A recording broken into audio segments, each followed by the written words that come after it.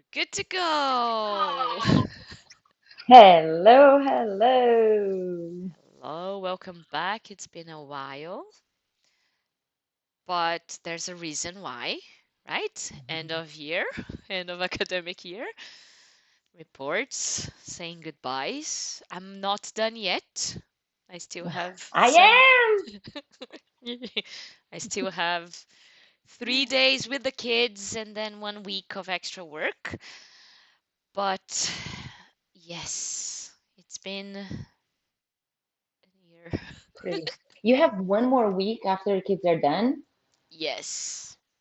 And Oh, it's not God. going to be enough for the things that we have to do because now we are implementing a curriculum.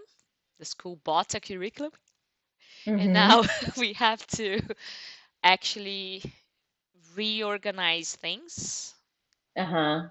to accommodate the lessons and all of that. So we are actually analyzing the curriculum and choosing what suits us, what we're going to Uh-huh. actually put in place and what not.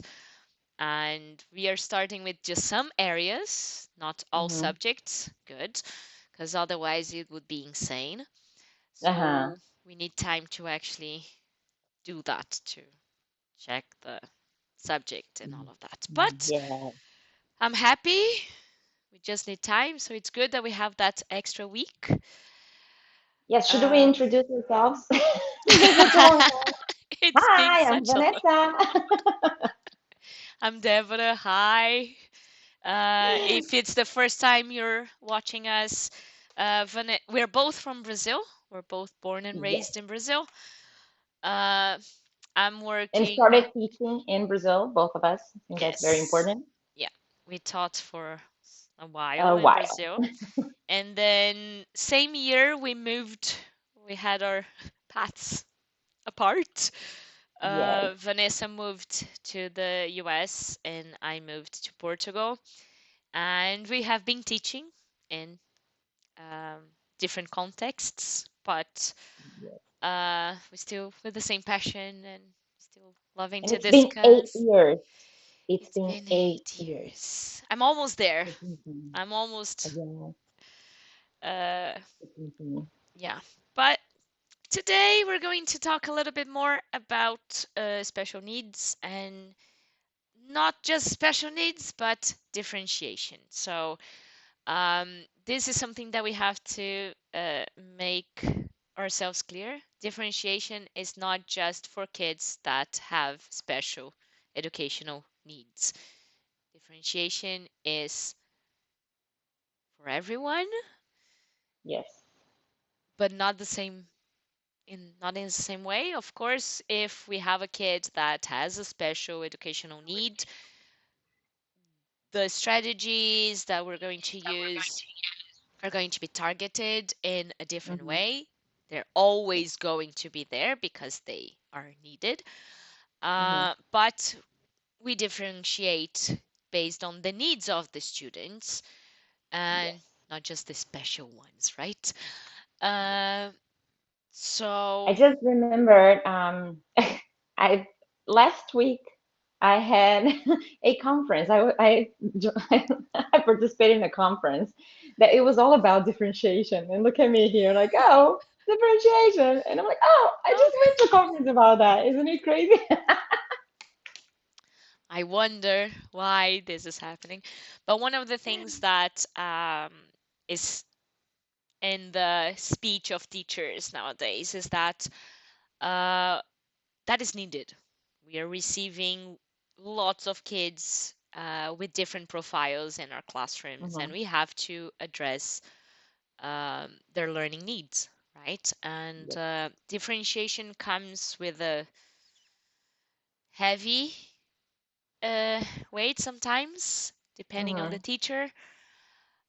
Yes. How am I going to differentiate?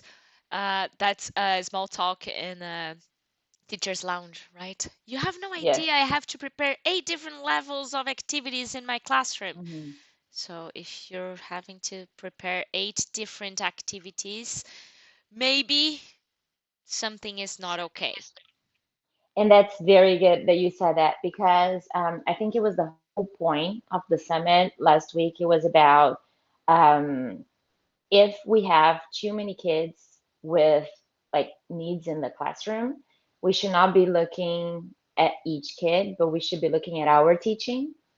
And if the way we are teaching is being learned by the kids.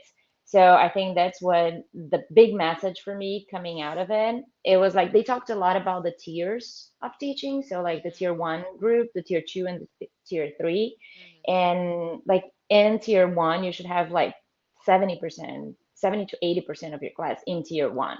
So tier one should be like your bulk. That's where you It's core. spend most Yeah. of your day and most of your time teaching. Mm-hmm. If you don't have that amount of kids on your tier one, you have to go back to your teaching and see what you were doing. So, like, how are you teaching? Because it's easy to say, oh, all the kids come with different needs and I have to reach all of them. But at the same time, most of the times we are still teaching the same way that you like we used to teach. And we started like 15 years ago. So we can talk about 15 years ago. It's not the same way. No, We it's not. shouldn't be teaching the same way because Yeah. it's different kids. So if you are not reaching 70% of your whole class, if you don't have 70% of your class like mastering the standards and learning, then it's not About the kids. differentiating. Yeah, it's not by differentiating that you're going to close that gap. And It's sometimes you're just going to make it wider. yes, that is true. And So I think that was the biggest takeaway from that summit. And mhm, also the second thing they talked about was like how our goal is always to take the kid out of tier two and tier three. mhm, And it shouldn't be like for more than 6 to 8 weeks. Like they have like all the numbers. I think 6 to 8 weeks should be for tier two. And if you are tier three, then it should be a plan that goes up to 12 weeks mhm, because then it's a more extensive work. But our goal should always be to be closing the gaps fast enough so the kid can go back to tier one and can be with tier one. mhm, So those groups that we differentiate, they should be fluid because the kid's not staying on the same group for the whole year. That should be our goal. mhm, And I think that sometimes we just get used to that kid that struggles and that kid struggles and struggles and struggles and we mhm. work, but the kid struggles and we leave it there when like we should be changing even the like if we what we are doing in this tier two with that kid is not helping, how am I going to change it? Because I need to find a way to help this tier two or tier three kid learn. Okay. But the objective is to bring them back. Let me just ask you one thing, because maybe Yes. people are not so used to this terminology. So the Oh tier yeah. one, tier two, and tier three. For example, Yes. here, in the level that I work at, so primary Uh-huh. level, we don't use that. That is not At part all. at all, at all. They Okay. start Do you having, grade? no, Oh, that's it. Yeah. Yeah. but we have standardized assessments Mm-hmm. that could inform Okay. the tiers, right? Okay. But they start doing the tiers when they move to middle and upper school. They start doing that, Mm-hmm. but maybe I'm not so familiar Mm-hmm. with that, but maybe it's not even in the same way. So can you explain a little bit how the tiers are? Yes. Well, it's How do you put place a kid in tier one, two, or three? yeah, it's basically like when you so there's the state mandated, right? So if they did the test, they say the test, kindergarten starts doing it like when they come to school. So usually we start tier process in kindergarten. You're gonna start maybe in August, no, in October, because then you're gonna have the results from the first assessment. So what you do is you can do in different ways. First, the tier three are usually they are already assigned by the district. So if the kid performed on a 40 percentile or below on the state test, they are already flagged by the system. Mm-hmm. So the state's already going to have that kid flagged, and you are going to have to open. We have this document that is called progress monitoring some other P. Yeah, and it's PMP, and we use it to follow the kids' progress, right? Isn't it So pupil monitoring progress? I don't remember. I I don't know. can check it. I don't remember right now. Anyways. We just say PMP all the time, but it's progress monitoring. Hmm. So we, if the kid is flagged by the district, then we have to open a PMP for the kid. And then in this PMP, we track everything we do. So, oh, I'm meeting with this kid 3 times a week for 30 minutes. Like on day one, I worked with, I don't know, and rhyming. Day two, I worked with alphabet. Day Hmm. three, I went back to, and I assessed on the day four, I assessed rhyming, and you go and you keep the progress, right? Yep. And then, and it's just a tool that the district has to keep track of the kids. Hmm. So if you are 40 percentile below, you are already on a PMP, you already consider a tier three that Hmm. needs more intervention. The tier two is usually, you can place the kids on tier two. It's usually the kids that are in between. They are in the 40 to the 60th percentile. Hmm. And those are the kids that you feel they're struggling. They're having a harder time to learn. So then you are going to create an intervention plan for them as well, to work on your small groups. So you're not going to be working with them only like with the whole class.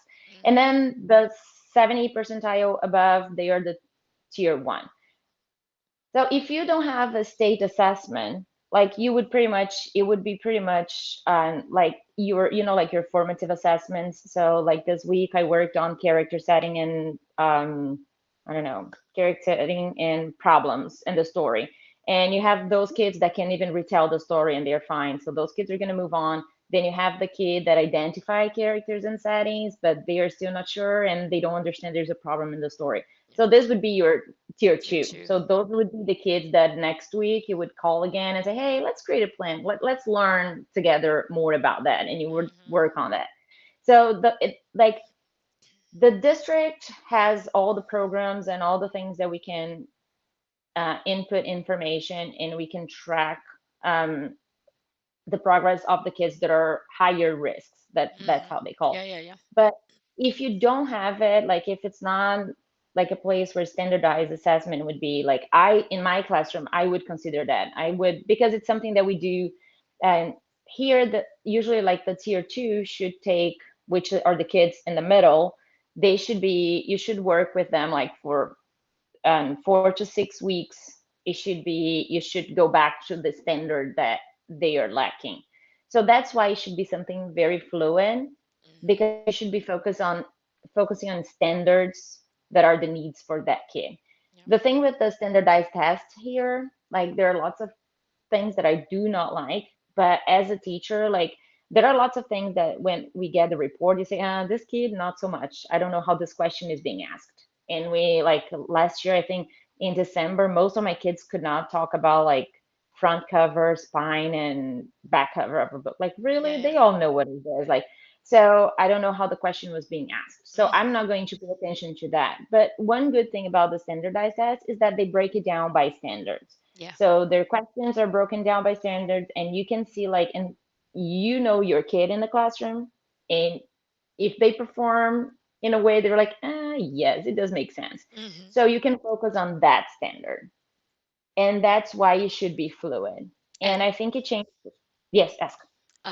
and that intervention is always done by the classroom teacher, right? It depends. If it's a tier three, it will probably have an interventionist. We do have. Sometimes it depends on the budget of the school. Like last year, I think my school got one for math from third to fifth grade. But like the person worked with us, I think like from January to April. So Uh-huh. it's like we don't, sometimes we can have funds in budget for that. Sometimes there's no budget. Usually it's by the teacher. Hmm. uh, Tier three is the one that they prioritize to give, like if they have the budget to have someone come and take that kid for Hmm. a certain amount of time or 2 times, they take it. Yeah. In kindergarten, it was all by us and how we could manage to do with our 24 kids in the class. Yeah, but you also work in a different way. Your schedule is done in a way that you have. small groups, and you can actually have them uh, in a way that it Yep. works, right? So you Yeah, we can have have the intervention in a way that works. yeah, by our well, the district has the rules like for the schedule, right? So things that are mandatory. And it's mandatory to have 30 minutes of reading centers or small groups and 30 minutes of math small groups every day. Hmm. So in our schedule, like in kindergarten, it's a self-contained class. So I taught like both, right? Math and reading. And I had 30 minutes of small groups for each one throughout the day, every day. Hmm. Yeah. And my experience without the tiers, right? Mm-hmm. Um, we do have some other teachers that come to do support. So we have teachers Mm-hmm. that come to pull out sessions. Um, and usually these kids that are pulled out, they are either the ones that performed really poorly in the assessments, Mm-hmm. or the kids that the teacher would go and say, look, this kid really needs some support in here. But they are not short term. Mm-hmm. Okay. Usually they are um, term wise. And then Mm-hmm. once the kids are reassessed, we analyze, okay, let's see if this kid still needs this support or not, Mm-hmm. or if there's another kid that needs. So it's not targeted to the specific needs of Mm-hmm. that specific kid, that specific Mm-hmm. time. So they Okay. have a program that they follow. But for example, for maths, we don't have a formal program that they are going to follow. Mm-hmm. They're just going to work on reinforcing whatever is being done in the classroom. Okay. But then they had a trial last term where only the kids that would be tier three for maths, Mm-hmm. only those would be pulled out, and they would have a program to follow to just Okay. guarantee that the kid really covered the Mm-hmm. basic skills to be able Yes. to function in the classroom In the classroom. along Okay. with the rest. But then you had a very small group of kids that were taking part Yes. for this, which is good, Mm-hmm. which is positive, That's where it should be. Yep. where it should be. But at the same time, it was not for all of the kids. It wasn't throughout primary. It was just for Mm. the final, not final grades, upper primary.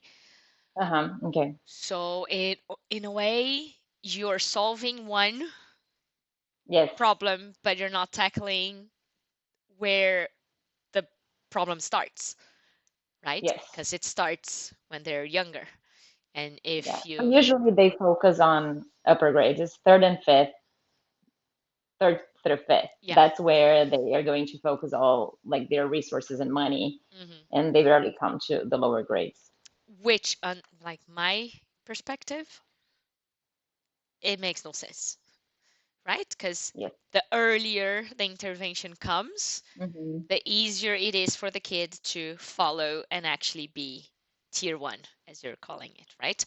They're Uh, trying to solve a problem. They're not trying to like they're trying to solve the problem of right now yeah. and not the long-term problem. So they're not investing down here Hmm. because the results are coming here. So they need to show that they're doing something for the results and Yeah. not Yeah. for Yeah. before it happens, Yeah. which is a shame. But let's think now that we know a little bit more about this terminology and how different things happen here and there. Um, what is one thing that in your practice that it's called differentiation, but it's not? Oof. Okay, I'm gonna talk about ESOL differentiation, Hmm. right? And I love talking about that in kindergarten mostly because they and labeling everything. putting pictures, and this is considered differentiation for ESOL. So Mm-hmm. give more visuals, give more this, and like everything, like hand motion, everything that you do is going to help the ESOL kid, the English learner. You're like, but they're all kindergarten, so they all need it. But in my opinion, this is never going to be. And I think like what I think about ESOL, and I always when I'm taking the endorsement course, so I have to do like I don't know how many modules and credit hours for that. But my discussion is always the same. There's no strategy for bilingual kids or for ESOL kids that is not going to be a positive strategy, and it's going to positively impact every kid Everyone. in the classroom, and no matter their grade level, Yeah.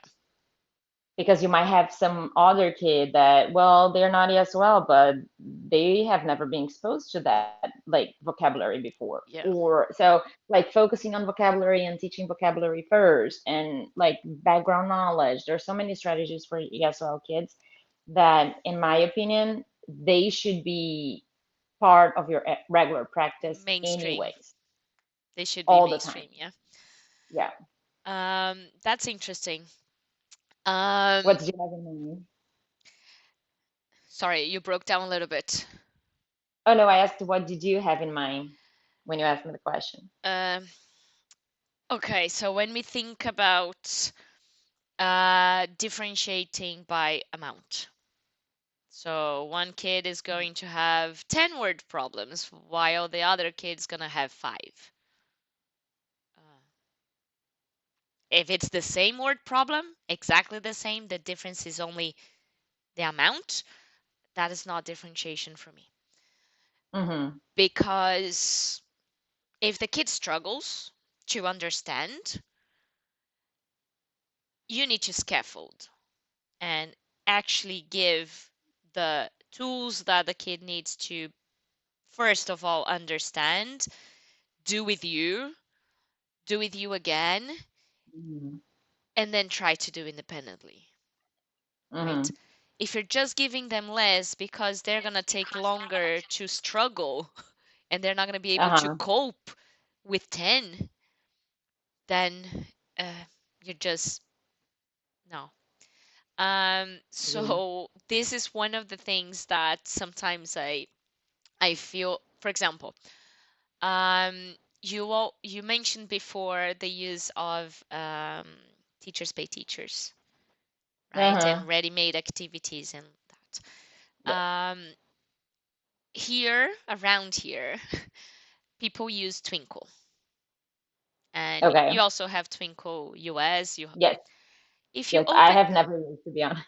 okay, if you open Twinkle and you search for whatever standard you need to cover, Mm-hmm. counting in choose forwards and backwards, Mm-hmm. and then you put that and you download an activity. It's gonna have 3 different levels, Mm-hmm. all of the same. The difference is the amount. So Okay. I'm sorry, that is not differentiation. Mm-hmm. Uh, Yeah, well, I think what they're thinking when they're doing that is that, oh, one kid's gonna go and do by themselves the rest, so I can keep them busy, and then we're gonna do three together, and then I'm gonna send those kids, and then I'm gonna do two more with those kids, and then I'm gonna give them time to do one by themselves while the other ones are finishing. So it's like keeping busy. and no, right? Yeah, yeah, agree. Because one of the biggest, if you're looking at the child as a whole, Mm-hmm. holistically, and thinking, what are the needs of the kid? Yes, if you present less um questions Mm-hmm. to a kid that struggles with organization, for example, Mm-hmm. the kid is going to look at that and they're going to go, okay, I'm comfortable with this, I can deal with it. Mm-hmm. But if the struggle is another one, Mm-hmm. if For example, you're working with word problems and a kid is not a confident reader yet. Uh-huh. It doesn't matter how The many you problems give are still the them, same.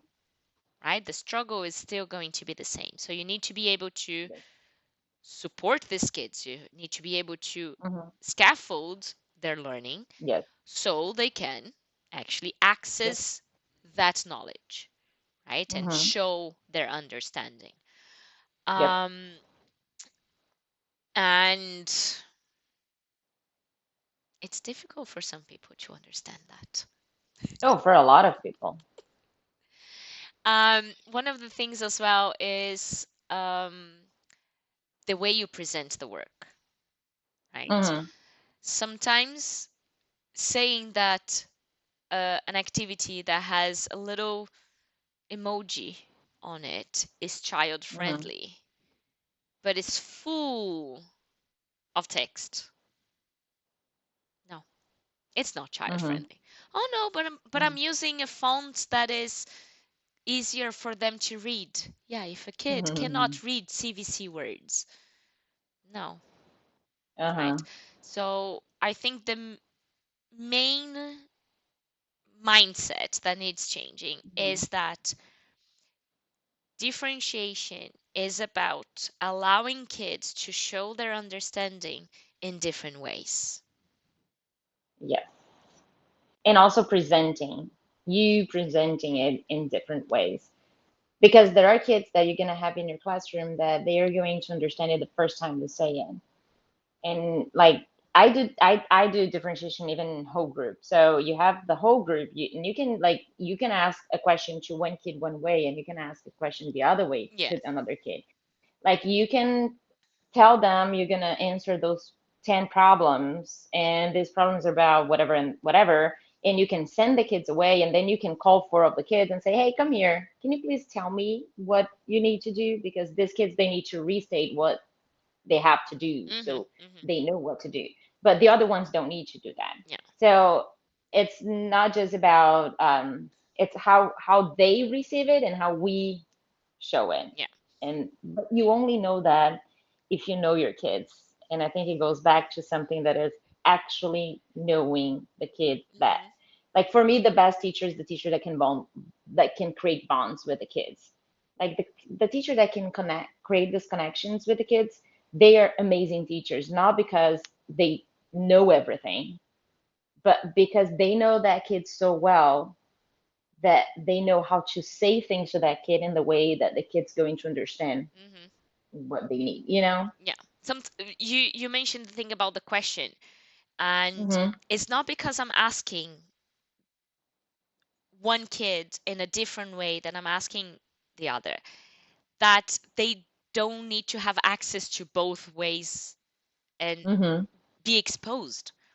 And that is Mm-hmm. another thing that sometimes people think, oh, this kid doesn't need to be part of the lesson because he already knows the content. Mm-hmm. So you can take this kid and pull out the kid and promote a different way of the kid to show their understanding, or just give a worksheet for the Mm-hmm. kid to just go and do and show Mm-hmm. that, okay, he already knows that. Mm-hmm. But at the same time, some people think I'm not going to expose these kids that struggle understanding this content, or Mm-hmm. they're not ready yet for this, so I'm not going to even try with them. Mm-hmm. And that makes the gap just go Bigger and bigger. Yep. wider. And that is another thing that sometimes people don't understand. It's not because I need more time to do something Mm-hmm. that I need to do it differently, The or basic. right? And or no, I'm just going to change the amount of digits on the number Mm-hmm. so the kid can do. It's not about the amount of digits, it's about understanding and organizing the Uh-huh. the thinking and how to explain. So it Yep. I'm using lots of examples targeted to maths, Uh-huh. because I feel that it's the area where people struggle the most to understand how differentiation should be done. Mm-hmm.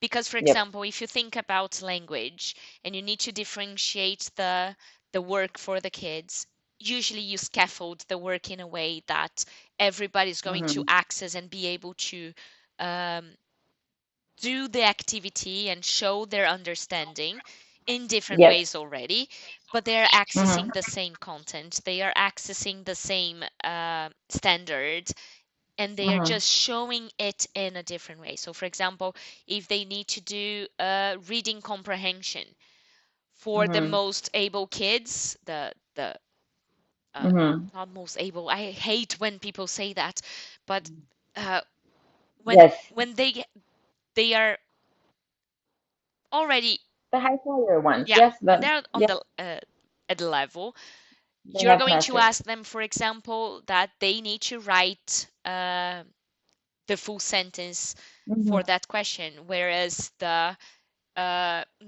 kids that need more support, you're going to give them options and Mm-hmm. they just need to choose the right Yep. one, so multiple choice. Mm-hmm. But they're accessing the same text in different Content. ways, Yep. the same content, the same question, Mm-hmm. but the way they're going to show is different. And sometimes for a kid, you're not even asking them to write the answer or choose Mm-hmm. an answer. You're going to tell them to do it orally because they're not Yes. ready yet to do it in writing. Mm-hmm. So in language, I think we scaffold things way more Yep. than we do in maths. Mm-hmm. Um, and for example, one way that you can differentiate in maths is how the manipulatives that are going to be used will be presented and how much of the Mm-hmm. manipulatives they can use or not use. And Yep. for example, the rule in my classroom is whenever is calculation, Mm-hmm.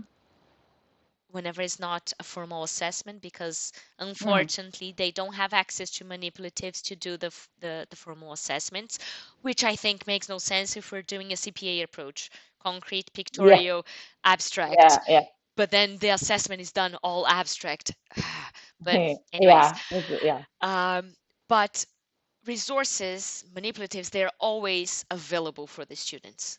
They Mm-hmm. know where to find the deans, the blocks, the interlocking cubes, Yep. beads, whatever material, scrap paper for them to draw, Mm-hmm. whatever materials. They know that they can use the materials. They're always there Mm-hmm. for them. And some classes they don't run that way. They don't have Yep. the manipulatives always available for the kids. Available. No, this we're going to do place value activities, so I'm going to give the place value chart for just the ones that actually no. All Uh-huh. of them might Everybody. need Yeah. for that specific task, and it's Mm-hmm. okay for them, and they should have counters and all of that available to Yep. them. Um, okay, let's talk about one other thing, and I think that I struggle a lot with this one. Mm-hmm. Extra time. What is your take on giving students extra time? um, so I think there's well, during a test or an assessment, if you have like the same test for kids and you know a kid like it's just this kid just takes more time to read, right? Like, but they are focused, they are trying. Um, is one thing. But the problem I think with extra time is that um, for example, here kids can have extra time if it's in their IEP plan or their 504 plan. That's the only option for them to have extra time. Um, if they are on a pull out and the ESE teacher takes them, like what she's going to do is every 30 minutes or every 20 minutes, according to the group, she's going to give a brain break. She's going to move them around. And then this extra time is actually being used in a way that is benefiting the kid Hmm. because they are actually like implementing other resources to make sure that that kid is focused and that kid is completing the work, right? um, if it's not like that, it's complicated because that are like gifted kids, they are very, most of them, they are very, very perfectionists. And sometimes they stay like doing whatever it is, a drawing, writing a sentence, or whatever it is, and they want it to be perfect. And they're going to stay there forever Mhm. if you let them. It doesn't mean that their job's going to get better. It doesn't mean that they're going to learn more from that. It doesn't mean anything. It just means that, so then then this extra time is not being beneficial for that kid. Mhm. I'm not teaching them like how to complete the task and like just move on, which like this kid might need just to learn how to move on. Yeah. Like learn how to be done. You have to learn when it's over and move on, Yes. right? So it's complicated when we're talking about extra time if it is not to the benefit of the kid and the process that the kid is in at that time. Mhm. That's my opinion. But it's very difficult because that's one of the, like, if you get a like the accommodations list for any 504 or anything else like Yeah. ADHD, that's what they have the most, like that you have always to give the kid in the classroom the time they need Uh-huh. for like hyperactive kids.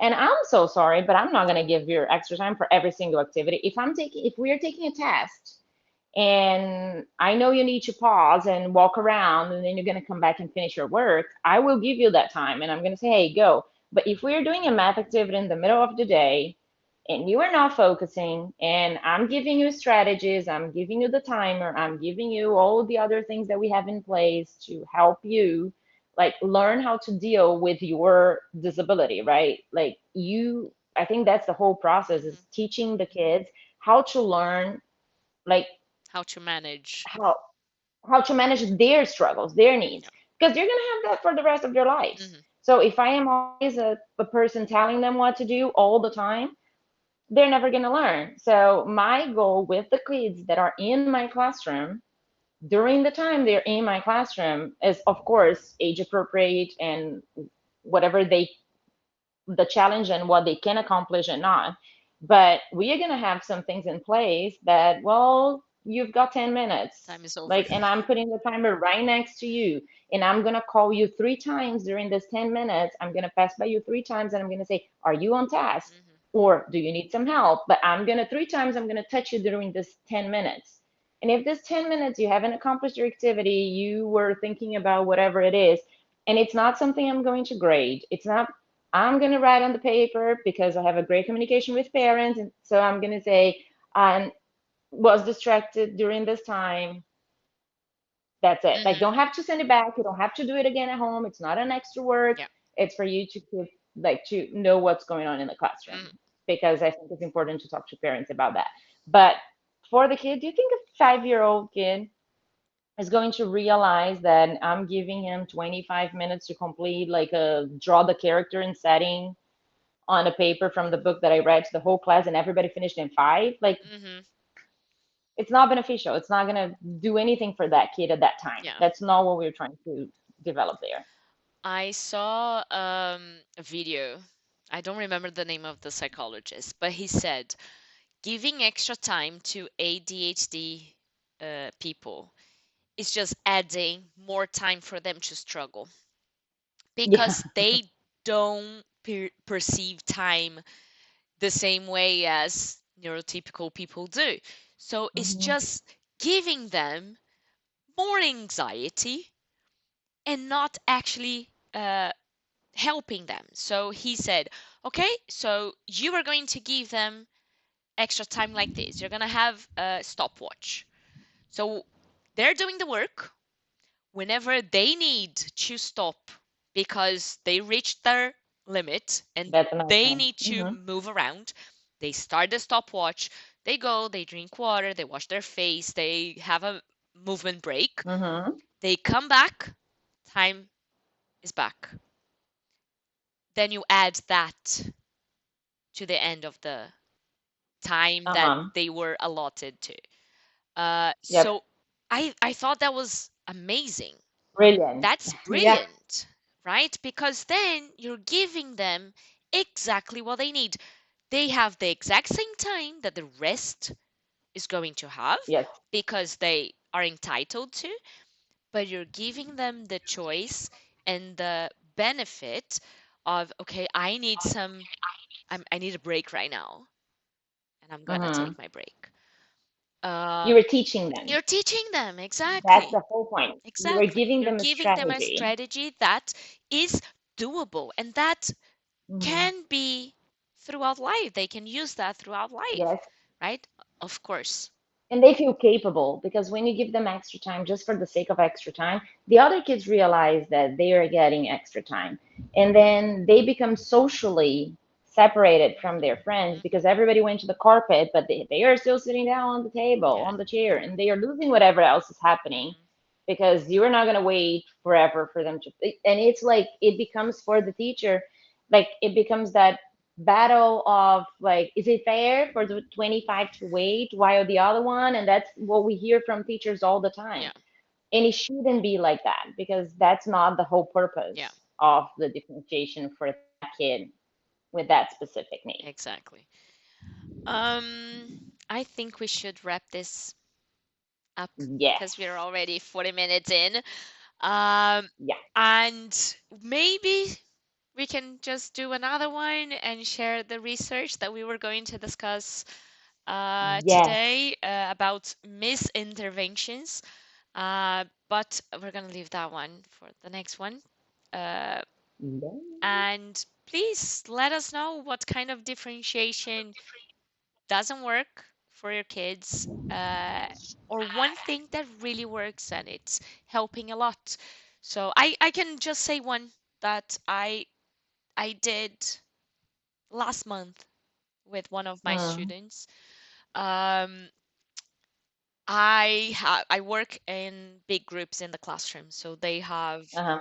four table groups, and they are, Uh-huh. because we don't do centers, we don't do Mm-hmm. uh, different stations Yep. or anything, unfortunately, because I really like working like that with Mm-hmm. rotation and centers and all of that. Yes. But we have four groups, and each group has six kids, Mm-hmm. and they have to sit in front of each other. So teaching time is Mm-hmm. always on the carpet, and they go Mm-hmm. to do the activities on the The check. tables.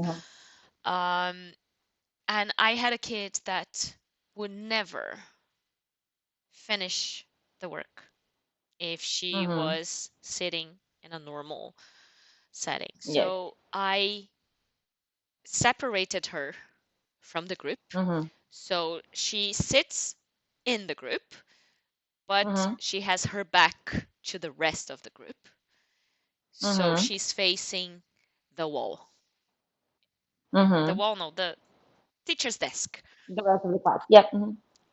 It was amazing. Just doing that, it was life Mm-hmm. changing. And Mm-hmm. when she realized that she could do the work, she came to me and she Mm-hmm. said, "Thank you so much. You're the best teacher ever because Oh. now I can finish my work because they're not disrupting me." And I said, Uh-huh. amazing. So And you sometimes just turned her on. it's just a simple thing Mm-hmm. that changes the whole thing for the kid. And yes, that is differentiation Yes, of course it is. because it was her need. She needed to be isolated. And I'm not going to Yes. actually isolate her in the classroom. So she's still Uh-huh. part of the group, but she's not just looking at them now. So, Uh-huh. That's awesome. So I think we can finish asking people to leave us a maybe thumbs up and a thumbs down. So your thumbs up is one strategy or one thing that you do that works in your classroom, and your thumbs down would be something that you tried and you don't really think is very beneficial for the kids. yeah, And then we can see if it goes on the list that we found. with the misinterventions. If those, that would be interesting because sometimes we do think something works and we go there and like, long term, it doesn't prove anything. Yeah, yeah. Okay, so that's it. Thank Thank you very you. much. See you next time. Bye bye.